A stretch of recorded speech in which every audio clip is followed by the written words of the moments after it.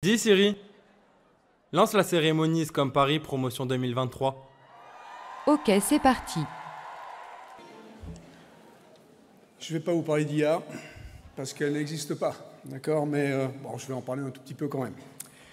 Mesdames et messieurs les professeurs, étudiants et amis de l'ISCOM, merci pour votre accueil enthousiaste. À tous les fiers parents et membres de la famille réunis ici, je vous remercie. Alors que nous célébrons aujourd'hui la remise des diplômes, nous célébrons également les années de soutien et d'encouragement que vous leur avez apportées. Enfin, bien sûr, aux promotions que nous honorons, félicitations. Vos très longues journées de ces dernières années, les centaines de pages que vous avez écrites, les milliers d'autres que vous avez lues, votre travail diligent et exigeant vous ont mené à ce moment.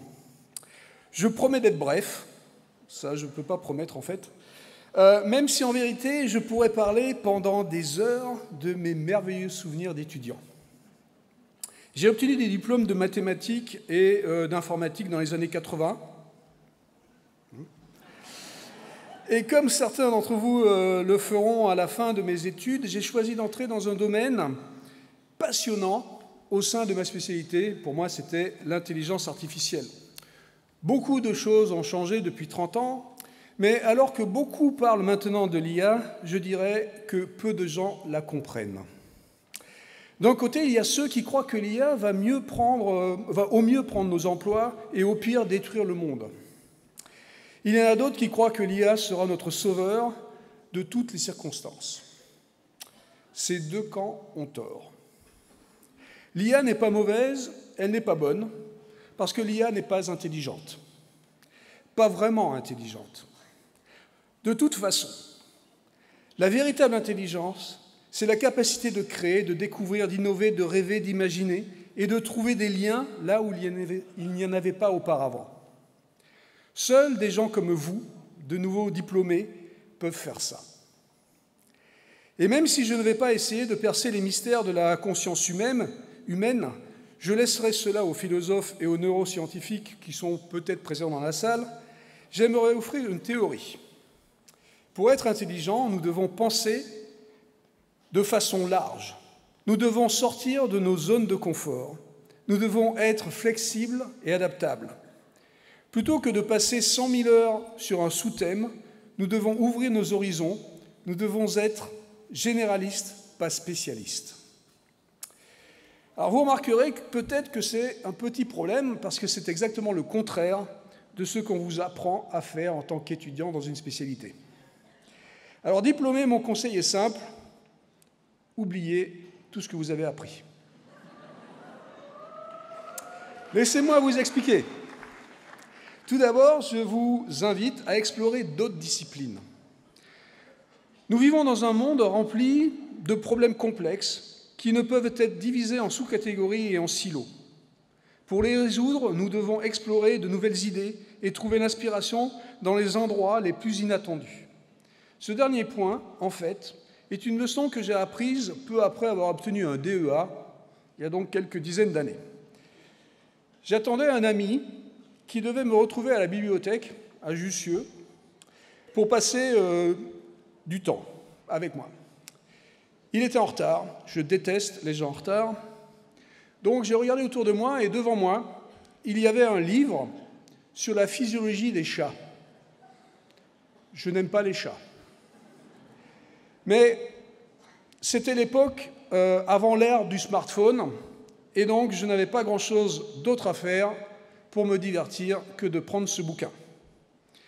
J'ai parcouru rapidement les sections traitant des raisons pour lesquelles les chats miaulent, pourquoi ils atterrissent toujours sur leurs pattes, mais très vite, je me suis arrêté sur le chapitre parlant de la physiologie de l'œil du chat. J'ai appris que parce que le chat est un chasseur naturel, ses yeux sont câblés pour se concentrer sur les contours de l'image, de sorte qu'il puisse détecter rapidement les mouvements et voir clairement pendant la nuit.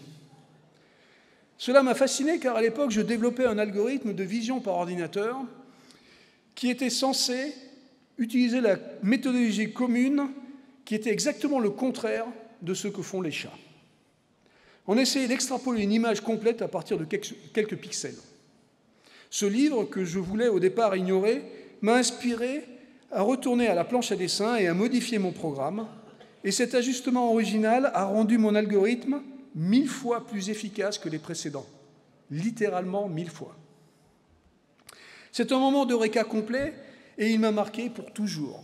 C'est pourquoi, après des années d'études des sujets les plus étroits, je vous invite à entretenir votre curiosité. Si vous êtes mathématicien, plongez-vous dans la biologie. Si vous êtes physicien, renseignez-vous sur Nietzsche ou Foucault. Si vous êtes littéraire, découvrez la beauté de la mathématique.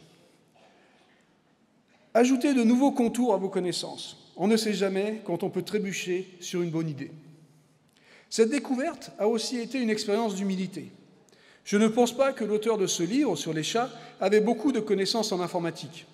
Pourtant, il m'a donné un nouvel éclairage essentiel dont je me suis servi dans ma propre spécialité et que je n'aurais jamais été capable de trouver tout seul. Cette vérité s'applique à tout le monde. Même à vous, les personnes les plus intelligentes dans la salle, vous n'avez tout seul pas toutes les réponses. Socrate ou Einstein l'ont constaté bien avant vous. Et c'est une bonne chose. Une autre petite histoire. Dans les années 90, je travaillais sur un nouveau projet de reconnaissance vocale au Stanford Research Institute en Californie. Et après 2 décennies, Apple a intégré cette technologie dans son iPhone sous le nom de Siri, comme on vous l'a mentionné. La raison pour laquelle Siri a connu un grand succès auprès du public et pour laquelle cette technologie est toujours pertinente 20 ans plus tard n'est pas à cause de la technologie elle-même. En fait, la technologie était assez similaire à celle que l'on trouvait dans n'importe quel autre reconnaisseur vocal. Non, c'est parce que, lorsque nous avons développé notre assistant vocal, nous avons réalisé que nous n'avions pas toutes les réponses.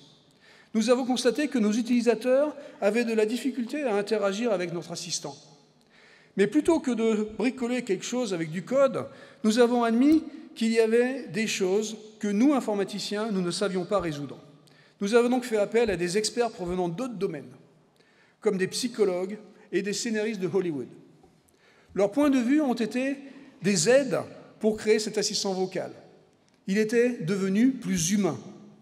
Et il tient compte des instincts, de l'esprit et aide les utilisateurs à interagir d'une manière plus naturelle, plus authentique avec lui.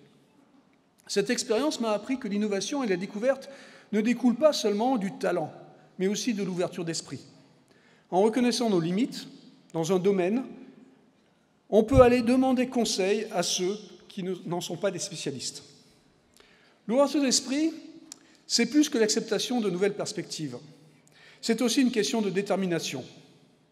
Avec la fin de votre parcours académique, il serait difficile de laisser s'évanouir la passion qui vous a animé et qui vous a poussé à arriver à ce moment précis. Ne cédez pas. Dans le monde réel, votre ambition doit être plus importante que jamais, parce que le temps presse, alors que les défis tels que le changement climatique, l'inégalité, se font plus que pressants chaque jour. Je suis venu à apprécier la réalité de l'heure qui tourne à un très jeune âge. En effet, mon père est mort quand j'avais 11 ans, exactement le même âge que son grand-père. En fait, ils ont vécu tous les deux exactement 17 469 jours. Et dans mon esprit d'enfant, j'avais la certitude que moi aussi, j'étais voué au même destin. Et j'ai réalisé qu'il me restait 13 000 jours à vivre. Je sais que rétrospectivement, cela peut paraître stupide, mais stupide ou non, cette croyance a alimenté ma soif de faire tout au long de ma carrière. Je me suis promis de profiter de chaque moment, de chaque instant.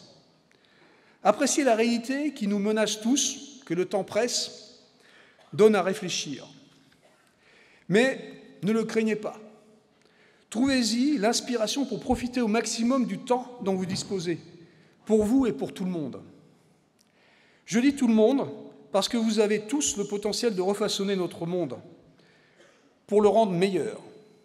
Lorsque j'ai achevé mon parcours universitaire, je me suis donné une mission d'apporter la puissance de la technologie et des technologies à tous, à ceux que j'appelle les vrais gens. L'un des premiers succès a été la mise au point d'un programme d'assistance de lecture qui a aidé à éduquer des milliers d'élèves aux 4 coins de l'Amérique. Mais je ne me suis pas arrêté là.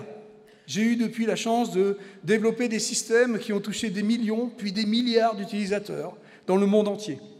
Un impact d'une ampleur que je n'aurais jamais pu imaginer quand j'étais sur les bancs de la faculté. Maintenant, c'est à votre tour. Vous, les marketeurs, les publicitaires, les communicants, les scénaristes, les artistes,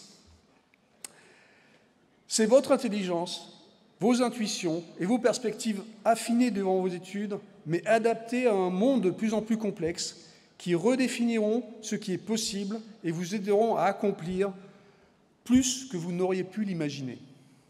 Alors, chers diplômés, encore une fois, félicitations, félicitations. Vous avez obtenu un diplôme. Vous avez obtenu un diplôme d'une institution de classe mondiale. N'oubliez pas ça, ni aucune des leçons que vous avez apprises, mais oubliez la façon dont vous les avez apprises. Sortez de cette mentalité trop ciblée, remplacez-la par la curiosité de découvrir des horizons nouveaux, avec un esprit ouvert. Et si vous cherchez une dernière mission, c'est celle-ci. Vous êtes ici, à Paris, une ville chargée d'histoire et à redécouvrir à chaque instant, à chaque coin de rue. Après la cérémonie aujourd'hui, repartez à sa découverte, peut-être en visitant une nouvelle exposition à Orsay, ou simplement aller lire un livre dans un café que vous n'avez jamais visité, ou bien essayez de vivre comme un touriste pour une soirée, et perdez-vous à bord d'un de ces scooters électriques, il n'y en a plus, dans ce 3e arrondissement, ou 2e plutôt, je ne sais plus où on est en fait. Soyez flexibles, adaptables, soyez intelligents.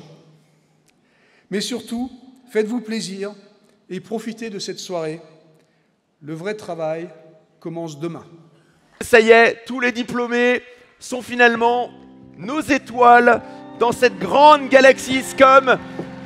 Tous les diplômés, allumez la lumière de vos smartphones.